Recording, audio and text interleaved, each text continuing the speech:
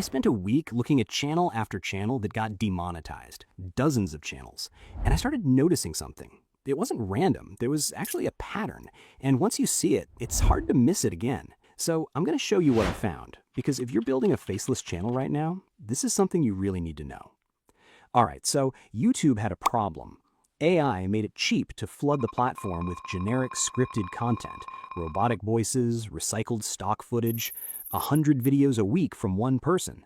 And advertisers started pushing back because they don't want their ads on that kind of stuff. So YouTube took action. On July 15, 2025, they updated their monetization policy. They renamed repetitious content to something broader, inauthentic content.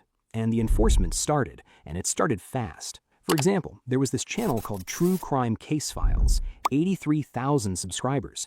It got removed after posting more than 150 AI-generated fake murder stories presented as real cases. One of them was a fake Colorado crime story that caused public confusion and got media attention, and YouTube terminated the whole channel. Alright, here's where most videos get this wrong. They say YouTube banned AI content, and that's not what happened. YouTube's head of creator relations, Renee Ritchie, basically said this is not a ban on AI, it's a ban on content that shows no creative effort. I mean, mass-produced stuff, templated stuff, content you can't really tell apart from the next channel running the exact same system. But here's the part that gets me. YouTube's AI enforcement isn't sophisticated enough to tell the difference between a real creator and a clone operation in the same niche.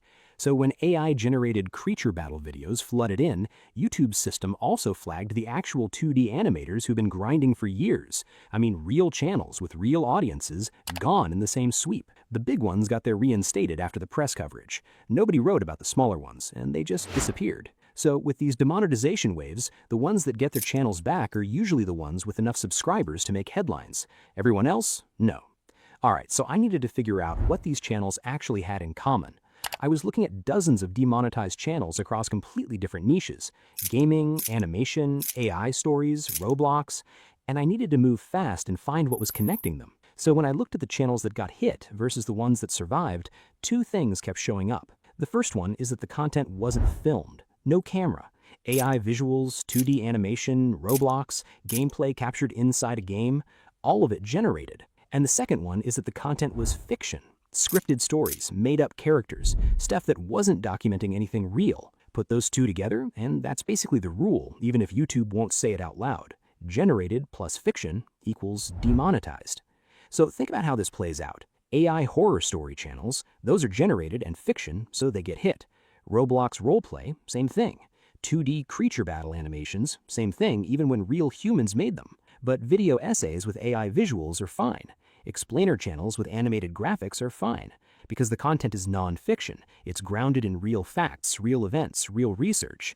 So the camera versus no camera thing matters, but the fiction versus non-fiction thing is what most people miss. Alright, now, I want to be honest about something. Figuring all of this out wasn't just sitting down and thinking about it. I was processing dozens of channels, and I needed to move fast. Research, identify patterns, stress test ideas, without spending half my day jumping between tools. That's why I've been using a tool called Chat LLM by Abacus AI, and honestly, it's one of the most useful tools I've tested for creators. Instead of jumping between different AI tools, this puts everything in one place. You can literally access multiple models like ChatGPT, Gemini, Claude, DeepSeek, all inside one dashboard. But what makes it actually useful is this. It doesn't just give random answers, it helps you work faster and think better. For example, if I'm stuck on a video idea, I can ask it to generate 10 different angles, pick the strongest one, and then turn it into a clear, structured script outline. It even has something called Route LLM, which can automatically pick the best AI model depending on what you're trying to do, so you're not wasting time guessing which tool to use. And it goes beyond writing. You can generate images, videos, even presentations. In my case, I use stick figure illustrations in my videos, and Chat LLM makes creating them super easy and fast. It saves me hours of work I'd normally spend searching in libraries for images or drawing each one manually. There's also a feature called Deep Agent, which can literally help you build full workflows, projects, or even an entire website for your brand, apps, or other creative projects. Basically everything you need to build your content and business faster. And right now, it's around $10 a month, which is honestly cheaper than using multiple tools separately. If you want to check it out, I'll leave the link in the description. Alright, so back to what you should actually build. So for 2026, if you were planning a faceless channel around AI-generated storytelling, scripted drama, or anything in that generated fiction box, that model is basically over for monetization. Not because AI is banned, but because YouTube decided to protect its biggest creators from being cloned, and they drew the line at generated fictional content. What's still open is faceless channels built around real information. Finance, tax, investing, legal explainers, AI tool breakdowns, these are non-fiction. The AI visuals are just the delivery, not the product. Also, documentary-style channels that do real research and illustrated with AI or animation. Channels doing this right now aren't getting touched because the content is grounded and factual, and the RPM numbers still hold up in those niches. A finance channel at 500,000 views monthly can pull anywhere from $1,500 to $20,000 from ads, depending on where viewers are and how targeted the content is.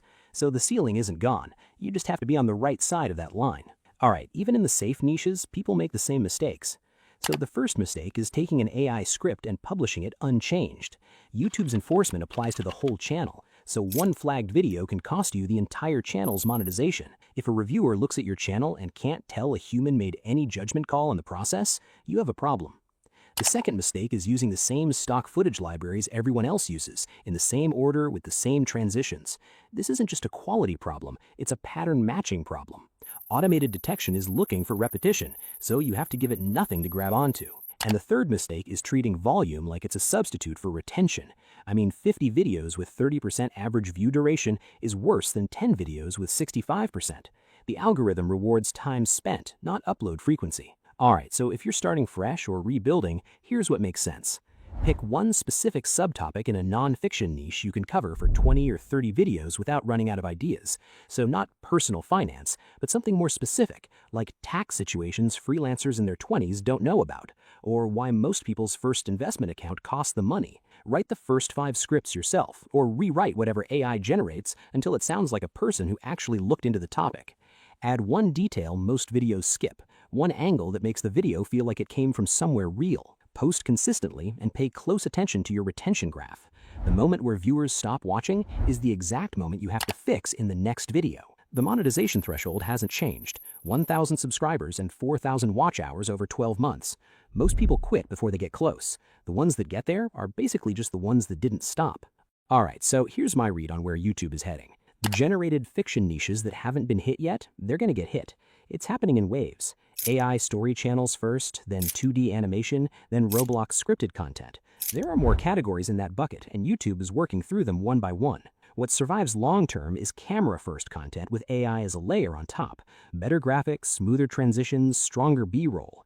And faceless nonfiction that does real research and presents it clearly. So this isn't the end of the opportunity, it's just a narrower target, which actually means less competition for the people who build on the right side of it. Alright, I'm not going to tell you this is fair. Some of the channels that got demonetized were run by people who worked really hard, and the enforcement caught real creators alongside the slop. A lot of them didn't get their channels back. But, I mean, it is what it is for now. So, generated plus fiction means demonetized.